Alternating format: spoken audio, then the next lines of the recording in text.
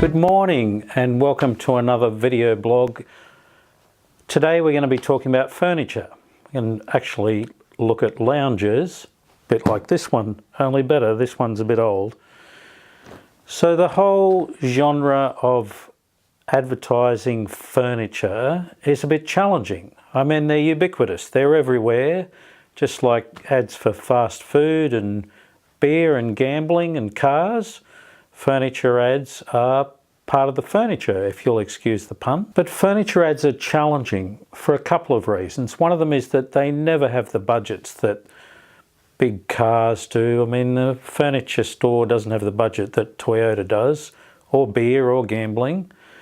And secondly, it's challenging in terms of creativity. I mean, when you're doing gambling or beer ads, you can do all sorts of things with humour, blokes making jokes, all that stuff.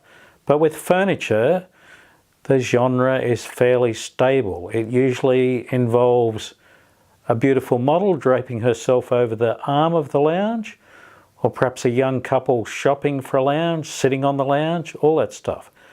So creatively it's quite challenging, budget-wise it's quite challenging. And of course my interest in this is to demonstrate how a really good song can lift a furniture ad to another level. We'll look at a couple today where we've done the music supervision, finding the song, clearing the rights, all that.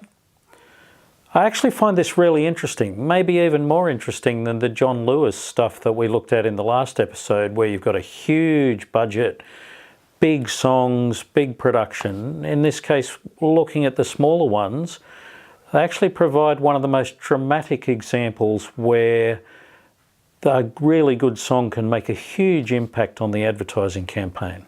Okay, enough of all that. Let's get to the first one. It's for a furniture chain called A-Mart, 50 stores across Australia. They do furniture, bedding, outdoor, all that sort of thing. They gave us a music brief that talked about being upbeat, danceable, toe tapping, which is quite common for department store chains these days. We gave them a list of probably 15 songs, which is what we usually do, and they chose a song called Live Louder by an artist called Nathaniel. Now, Nathaniel's had an interesting career. He launched the career by being 6th on X Factor in 2012. Now, normally when you come 6th on X Factor, you're forgotten tomorrow. But I've got to give him credit, he's actually used that as a platform to launch a real career. And this song is a cracker for the ad.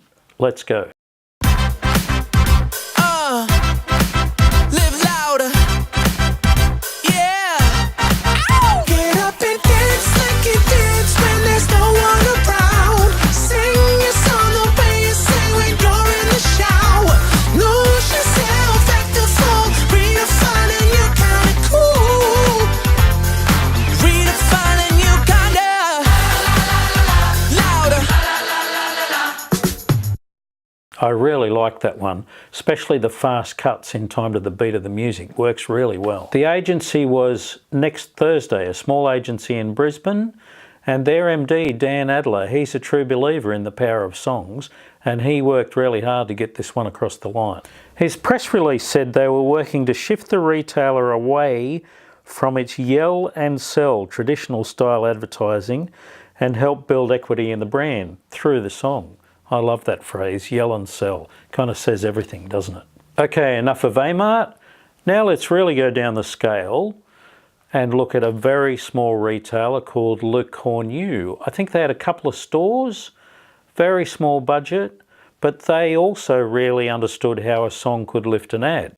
Look at my life, look at my dreams, and the wonder that the sky, it seems so blue, so blue. And I smile as I sit, 'cause I've found my perfect fit. $2 million range clearance on now to make room for our new look store coming soon. With the biggest range of styles at the best prices, Le Cornu. Discover something new.